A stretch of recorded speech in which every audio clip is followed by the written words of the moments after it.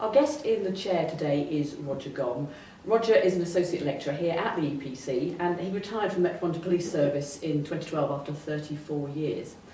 In that time he held various senior roles in policing. He policed everything from protests and sporting events, including the Olympics, President Obama's visit and the London bombings, the 7/7 bombings. More recently, he was involved in looking at and reviewing what happened in the London riots of August 2011. Roger, thanks ever so much for joining me. You're here at the EPC doing a talk called The Importance of Situational Awareness. Now, for the uninitiated, what is situational awareness? This is quite simply knowing what's going on around you. And I sort of insist that it's so important for commanders at all levels, really, gold, silver and bronze, to understand the situation from the wider perspective, look at the bigger picture. Operationally, they talk about things like methane, which is a scene assessment, which is fine at the scene. But when you get to probably the silver level and the gold level, it is very important that they understand the wider perspective. And what I talk about is, so the incident happens, whatever it is, we've got an incident, and we presume we understand. Now, training, experience comes into that picture. But what we need them to do is to move into understanding the situation. And that takes a little bit of an analysis, and I'll come back to that if I may in a second. But once they've done that analysis and started to understand, they can project future impacts. And it's at that stage we can happily say they're ready to make some decisions, to set an aim and objectives for the operation. What is often the case is incident happens, right, okay, I know what this is, we'll get these, we need to do this and this, and we'll get a strategy without the analysis. Now, that's fine, but by doing the analysis, you've got that bigger picture. One of the things I like to get people to do is what we call an SDI, which is scale, duration, impact. The scale is what's the geography, well, how big an area has this incident impacted on? Duration, how long is it going to last? Certainly the blue lights will always think response, but actually response is about that long and recovery goes on and on and on. So I try to say to people, just think this through. So how long is it going to last? So response phase, recovery phase. Some people talk about the acute phase first, which is the similar process. Then the impacts, doing what to whom and where. People is the obvious impact. If you've got fatalities, casualties, are there health issues? But you can break those down and start to get a bit of detail. Transport perhaps, the local economy, environmental impacts, and just start to analyse these. And we use an impact tree in the classroom, and they start to see. Now, one of the benefits of doing that is you've got some working out. You've got some notes made at the time, using a good old-fashioned policing term. But you've got something that you've written up to show why you've written this strategy. So once you've done this analysis, and you can start to project some of the issues. I mean, flooding, for example, if you've lost the power, you've lost the machines at the bank, so people can't get their beer tokens. That's going to have a significant impact on the local residents if they can't use the banking machines out of hours, for example. And there's lots of little issues, just loss of power will present, which can be fed into the strategy. And then, starting to ensure that we really understand at a gold level, and I also think it's useful at a silver level. It's at that level then, at the bronze level? Bronze level, they really are focused on delivery, they're focused on a task or a function where they're more concerned with the actual risks in front of them and managing a group of people or some resources to do a task.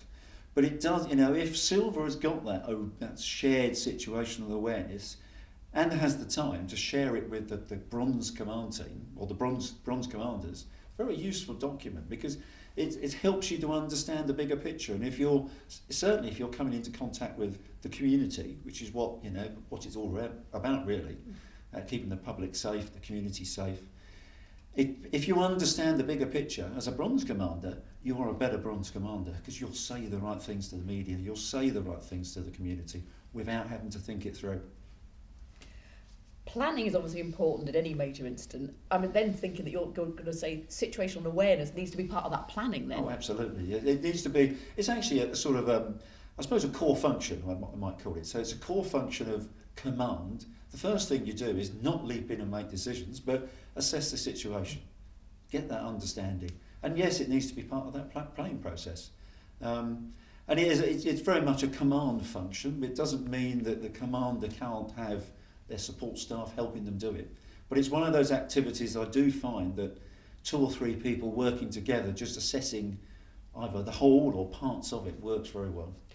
So part of the planning and also part of the incident once it happens, the situational awareness, step back almost, are you saying? Yeah, so it's certainly if you think from a strategic perspective, we need people just to think, spend a little bit of time, not take time out because, it's all, strategically they've got a bit of time to think about the incident.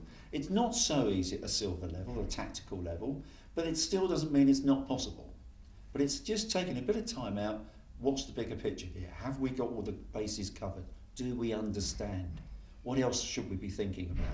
And it's that little cycle before we start getting into those decisions. Thinking then about the gold, silver and bronze command, the system, is it a good working system then? The important thing is it's about having the right people doing the right jobs at the right time. Now, you need to be trained in general terms for gold, for silver, and the bronze key functions. You do need to understand the process of command.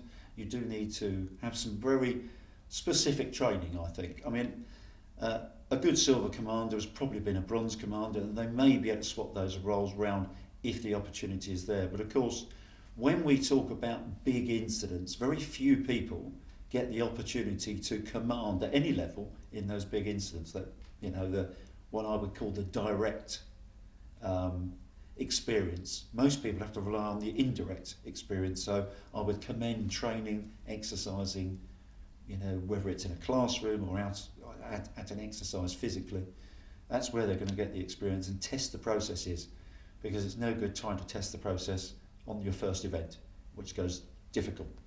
In the sense you've got that direct and that indirect experience, can the indirect, the training, ever be this compensate or ever be the same as doing it for real? That's when you must really learn. Well, I think you do really learn the direct experience, and of course that's the best way, but it can be very expensive. You think, at Hillsborough, the commander in charge, the police commander in charge at Hillsborough was not trained. Had received no training in commanding football events or big sporting events.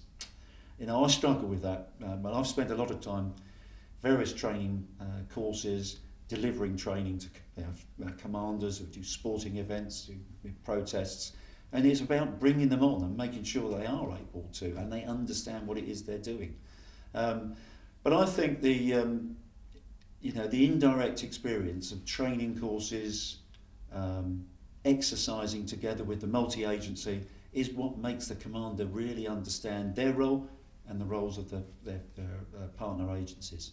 And what makes a good commander then? Oh, what makes a good commander?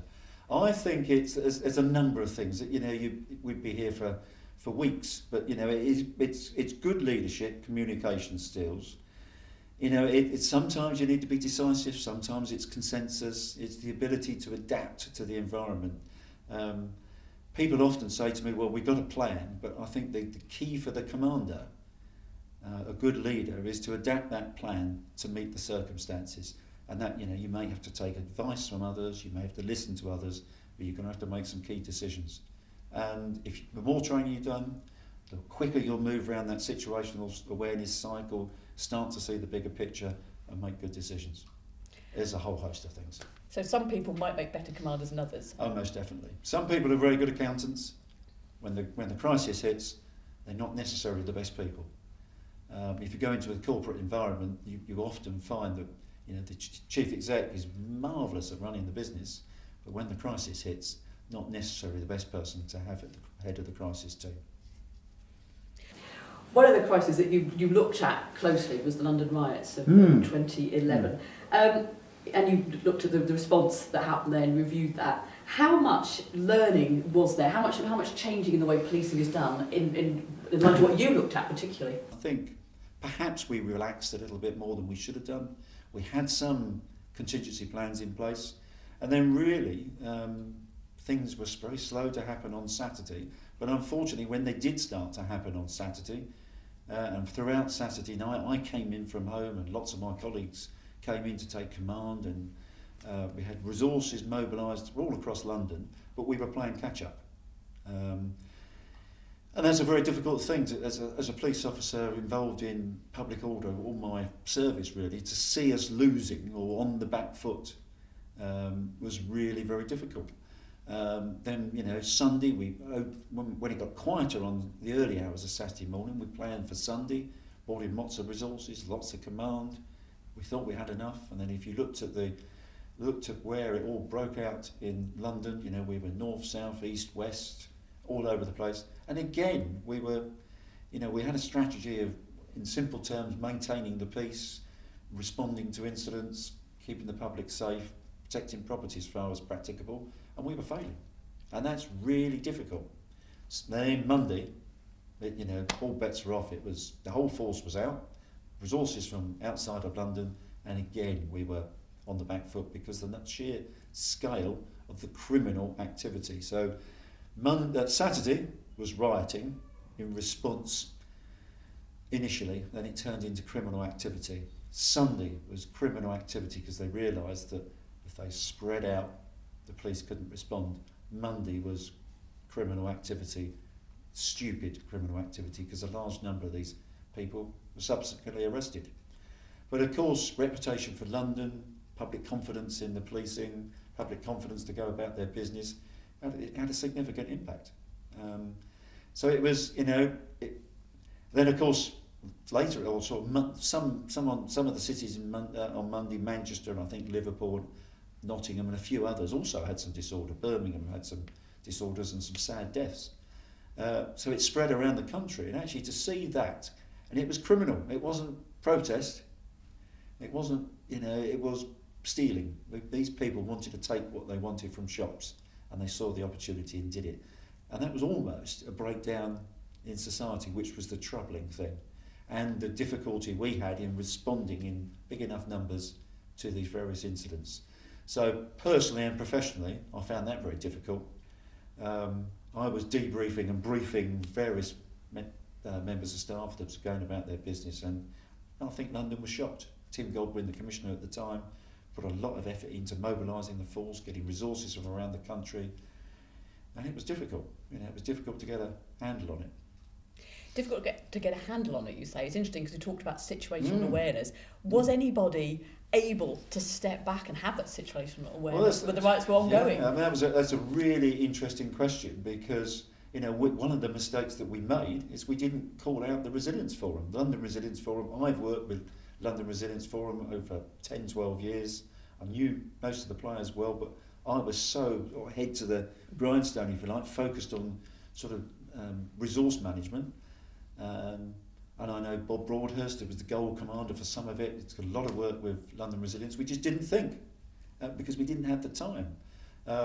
We were trying to predict, we thought we were doing a good job, certainly on Saturday nights into Sunday. We thought we were able to predict and get the number of resources, but we were caught out again. And again on Monday, we were overwhelmed. So, that situational awareness wasn't what it should have been.